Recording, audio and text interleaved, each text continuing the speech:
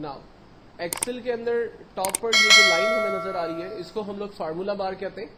Formula बार basically एक ऐसा area के जहां पर एक्सेल पे लगाए हुए तमाम फार्मूले और आमतौर पर लिखे हुए तमाम टैक्स हमें नजर आते हैं। मिसाल के तौर पर मैं इस वक्त एक पहला टैक्स टाइप करता हूं,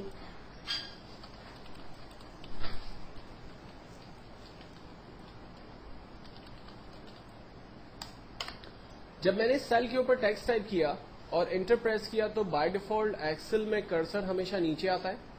अब एरो की प्रेस करने से मुझे पता चल रहा है कि इस सेल पर कौन सा टैक्स टाइप हुआ होगा। तो एक पूरा सेंटेंस जो मैंने इस सेल के ऊपर टाइप किया वो हमें यहाँ पर इस फार्मूला बार के अंदर नजर आ रहा है। एक चीज हमेशा क्लियर रखना कि जिस सेल के ऊपर आप टैक्स टाइप करते हो एक्चुअल में टैक्स उसी सेल की प्रॉपर्टी होती है। क्योंकि सेल की साइज छोटी है इसलिए जगह ना होने की वजह से रिमेनिंग टैक्स जो है वो दूसरे सेल पर हमें नजर आ रहा है। लेकिन एक्चुअल में जब मैं उन सेल के ऊपर मूव करता हूं तो आप देख सकते हैं कि फार्मूला बार में कोई भी टैक्स नजर नहीं आ रहा। इसका मतलब है कि इस सेल के ऊपर कोई भी टैक्स नहीं लिखा हुआ। अगर मैं C3 पर आता हूं तो मुझे यहां नजर आ रहा है welcome to Excel advance first class. इसका मतलब है कि इस सेल के ऊपर टैक्स लिखा हुआ है। तो इसका मतलब यह है कि बाकी तमाम सेल जो है वो एम्प्टी है। अब इसका अंदाजा हम एक तरीके से और यूं लगा सकते हैं कि जब किसी दूसरे सेल पर जाकर हम लोग कोई भी एक टैक्स, फॉर एग्जांपल मैं एक टैक्स टाइप करता हूं और इंटर करता हूं तो आप देखें जो पहले सेल पर लिखा हुआ टैक्स था वो हाइड हो गया। एक्चुअल में इस सेल पर चूंकि जगह नहीं थी तो इसने अपने टैक्स को दूसरे सेल की तरफ मूव किया था। लेकिन जैसे ही दूसरे सेल के पास टैक्स आया पहले वाले सेल से वो टैक्स हटना शुरू हो गया। तो अब इसका तरीका क्या होगा? इसका तरीका ये होगा कि आप कॉलम की साइज को बड़ा कर दें ताकि टैक्स जो है वो इजीली शीट पर नजर आने लगे।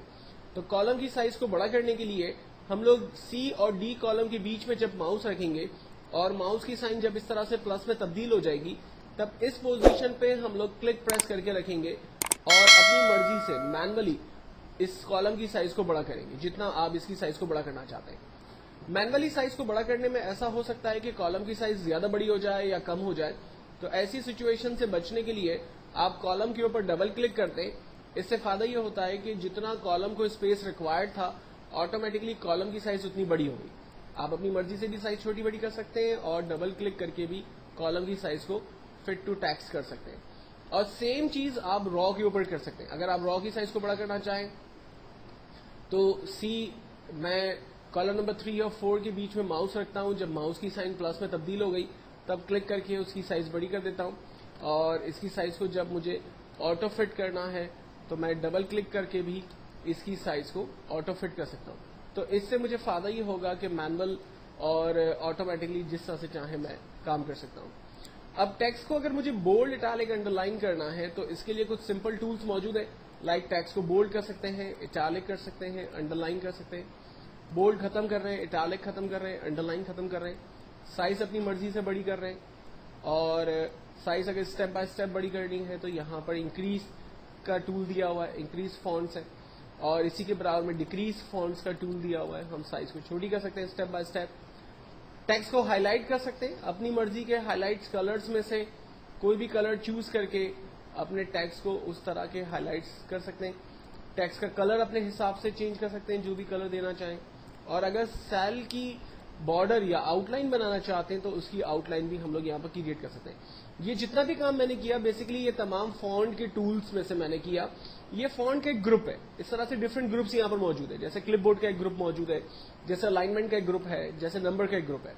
तो इन ग्रुप्स के अंदर उससे रिलेट टूल्स आपको यहाँ पर मिलेंगे।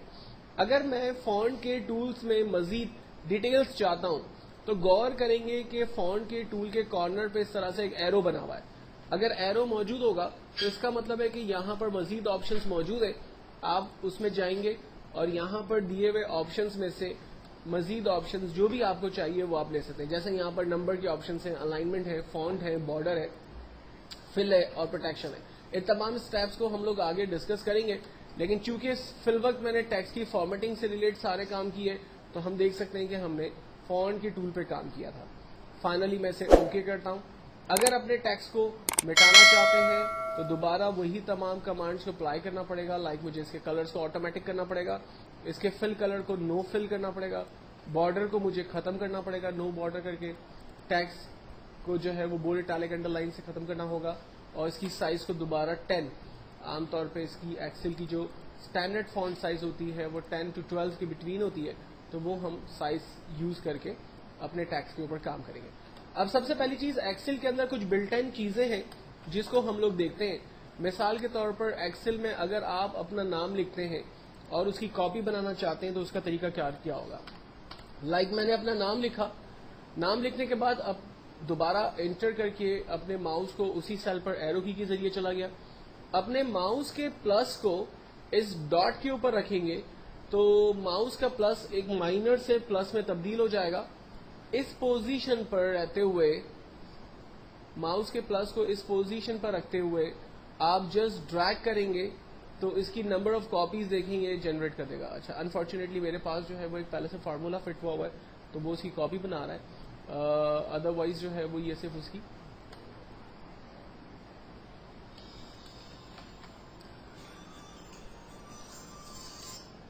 मैंने एक टेक्स्ट टाइप किया और मैं इसकी डुप्लीकेट कॉपी जो है वो ड्रैग करता हूँ। आप देखें उसकी नंबर ऑफ कॉपीज जो है वो उसने जनरेट कर दी। और सेम तरीके से माउस को रखकर जब राइट साइड ड्रैग किया तो उसकी नंबर ऑफ कॉपीज उसने मजीद जनरेट कर दी। इसी तरह से अगर मुझे सैटरडे वीक के डेज लिखने हैं तो मैंने जस्ट सैटरडे टाइप किया, अपने माउस के प्लस को डॉट के ऊपर रखा और ड्रैग किया तो वीक के डेज उसने जनरेट कर दिए। अगर मैं मंथ टाइप करता हूँ लाइक जनवरी और ड्रैग करता हूँ तो ये मंथ जो है वो इसमें जनरेट हो रहे हैं। अगर मैं डेट टाइप करता हूँ लाइक 1 अगस्त 2010 तो ड्रैग करने पर ये कैलेंडर की डेट जो है वो प्रिंट कर देगा। अच्छा, अब इसमें इंपॉर्टेंट ये है कि जब मैंने 9 तक डेट प्रिंट की तो वो बिल्कुल नॉर्मल विजिबल हो रही है, लेकिन उसके बाद की डेट जो है वो सही तरह से नजर नहीं आ रही। तो इसका रीजन ये है कि कॉलम की साइज छोटी है। तो हम कॉलम के ऊपर डबल क्लिक करते हैं और फिर टू टैक्स हो गया और जो रिमेनिंग टैक्स हमें सही से नजर नहीं आ रहे थे वो अब टैक्स हमें नजर आ रहे हैं। लास्ट सीरियल नंबर जनरेट करने के लिए हम लोग 1 प्रेस करते हैं और 1 प्रेस करने के बाद अपने माउस को उसी पर रखेंगे, कीबोर्ड से कंट्रोल का बटन दबा के रखेंगे और अपने माउस के प्लस को इस डॉट के ऊपर रखकर ड्रैग करेंगे तो ये सीरियल नंबर देखें इसने जनरेट कर दिए। और सीरियल नंबर आप कहीं से भी शुरू कर सकते हैं। मिसाल के तौर पर मुझे 51 से सीरियल नंबर शुरू करना है तो मैंने फर्स्ट नंबर 51 टाइप किया, अपने माउस को उसी के ऊपर रखा, कीबोर्ड से कंट्रोल बटन दबाया और जस्ट ड्रैग किया, इसने सीरियल नंबर जो है वो जनरेट कर दिए। और अगर आपको रैंडम नंबर चाहिए, लाइक मैं चाह रहा हूं कि मुझे 3 का टेबल मिल जाए, तो फिर आपको 2 नंबर टाइप करने होंगे। लाइक पहला नंबर 3, सेकंड नंबर 6, दोनों नंबर टाइप किए।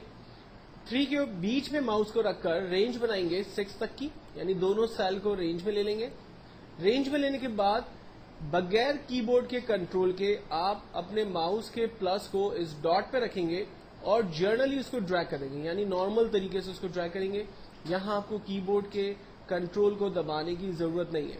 कीबोर्ड का कंट्रोल सिर्फ उसी सूरत में दबाया जाता है कि जहां पर आपको सीरियल नंबर कंटिन्यूअस ऑर्डर में चाहिए होते हैं, लेकिन जहां आपको रैंडम नंबर चाहिए होंगे वहां पर आप 2 नंबर टाइप करके दोनों की रेंज बनाकर उसको ड्रैग करेंगे तो आप देखें वो टेबल या रैंडम नंबर्स जो है वो आपके लिए खुद ही जनरेट कर देगा। तो ये कुछ बेसिकली और सिंपल मेथड्स हैं जिसकी मदद लेते हुए आप टैक्स को जो है वो इजीली प्रिंट कर सकते हैं। अगर इनमें से किसी भी टैक्स को रब करना है तो आप रेंज बनाते हैं, कीबोर्ड से डिलीट का बटन दबाते हैं, वो टैक्स आपका रब हो जाता है, एक तरीका। दूसरा तरीका, आप कॉलम की रेंज बनाएं, डिलीट का बटन दबाएं, टैक्स रब हो जाएगा। तीसरा तरीका, आप रॉज की रेंज बनाइए, टैक्स को रब करें। चौथा तरीका, ए से ऊपर हो 1 से पहले एक कॉलम ब्लैंक आपको नजर आ रहा है, खाली बॉक्स है, उस पर क्लिक करें। इस पर क्लिक करने से आपकी पूरी वर्कशीट जो है वो बेसिकली सेलेक्ट हो जाती है। आप कीबोर्ड से डिलीट का बटन